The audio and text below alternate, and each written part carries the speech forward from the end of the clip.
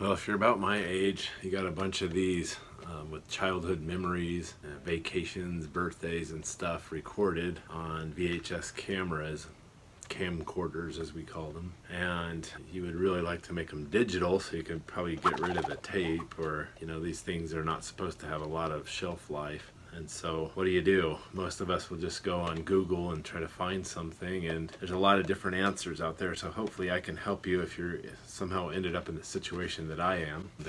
The quickest thing I found when I Googled was a little thing called the Eascycap, and it's also the cheapest one out there. So it's very quickly and simply, it has the RCA cables, component cables. It also has an S-video, but I wasn't able to get that one to work. It's a USB. It came with software, interestingly enough, on a mini CD, a little bit of instructions, and actually like a little USB extension, which you might need. I didn't need it. And so real quick, you know, if you just buy one of these things, you should just be able to run it just like it says in the instructions, and bada bing, bada boom, you're done, right? Well, I did this, I don't know, it's probably been more than 7 years ago.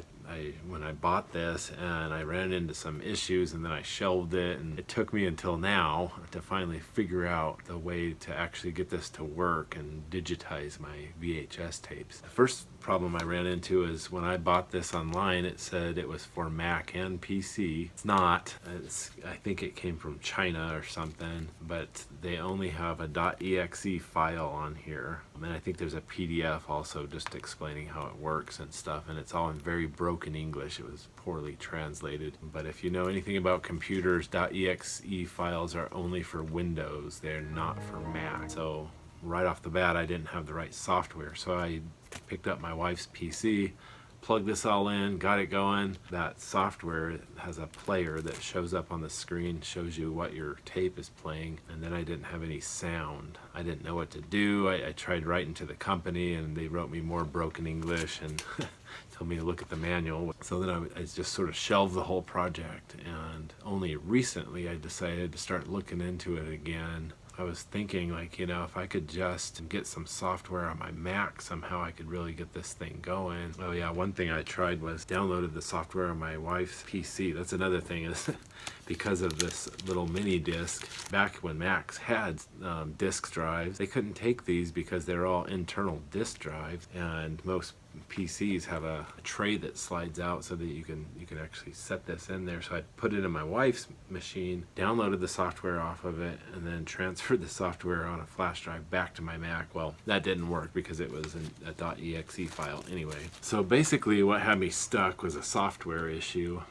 And so when I looked around back when this first happened, I couldn't find any software that was going to work with it. And I don't know if like things have just come along a lot in these last 7 years with like kids gaming online and streaming and stuff, and so they've developed all this software. And a lot of you might be familiar with OBS Studio, which is a free download, and most people are using it to stream games and stuff, but this software actually worked with my Eascycap. And then so I had the software, I hooked it all up, and I still wasn't getting sound, and really that just boiled down to just a setting inside OBS Studio, just getting the right setup and everything. So let me just show you real quick what you're going to need. Obviously you're going to need a VCR, and I know these things are getting harder and harder to come by. Like, I got rid of my VCR years and years ago, and I found this one at my parents' house. It was my mom's. You're going to need a cable that's got RCA male on both ends. The one I have is really long. It doesn't really need to be that long, but you've got to have this to come.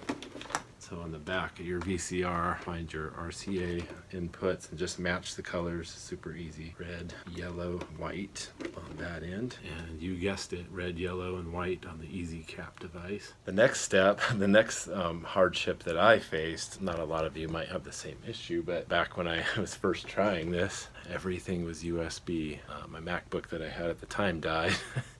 And now all the new MacBooks are Thunderbolt. If you're in the same boat as I am, obviously the next thing you're going to have to buy, which I'm sure you've already figured out if you've got a newer Mac, is the USB to Thunderbolt. And so I was pretty happy to find out that this worked very smoothly. Just plug the Eascycap into that. Obviously just plug it into one of your Thunderbolt ports. Make sure the VCR is turned on. Insert your tape. This next step, there's lots of videos online telling you how OBS Studio works, so I probably wouldn't be the best for that, but I will show you real quick. Like, you've just got to go right here to sources. You have to add a source, and then choose video capture device. It doesn't matter what it's named, but we'll just say add existing. It has already recognized it from the USB port right here, so you just choose that. So double click video capture device, and then you have to select USB. So the first time I did this, I was getting video, and I was like, okay, that looks good, and then I realized you have to do an audio import as well, and then in your setting, use USB mic. That device, see audio input right here, that over here, that's the one you're using, so you want to mute all these other, so also especially your mic to your Mac, unless you wanted to talk over it, you want to mute that one. So then here you go to your settings, and in here I just left it at what it was set at, only check track 1 over there, and that worked for me. I don't know if the audio is exactly perfect. There's probably a way to tweak it and make it sound better, because the audio all sounds a little like it's someone's talking too close to the mic. That kind of frustrates me, but I don't really have the time to really look in and find out. But anyway, that's basically how you've got your video. This is a crazy video. We made this when I was in middle school, but that's you have your audio and video coming through, and now all you have to do is start recording. When you start recording, it automatically starts writing a file, and I think the default is an MP4 file, and then you can direct where you want that to save, and I had mine just saved to the desktop. You can actually, what's really cool is you can pause. So we've started recording, and you can be like, oh wait, like commercials are on, I didn't want that on here. You can just hit the pause button, wait till that part's done. You can see down here there's a pauses being lit up, and then when you're ready to start again, just hit the pause button again, and now it's see the red recording light, so it'll put those together still in the same file. You're not starting a new file. Then when you're all done, just hit stop recording, and it'll take just a second, and it'll write that file out. And what's cool is you're totally ready to upload that to YouTube or throw it into iMovie and do something with it or whatever. You're all ready to go. Can't believe how long it took me to do this, and I finally got all my wife's tapes all digitized, so we're in business.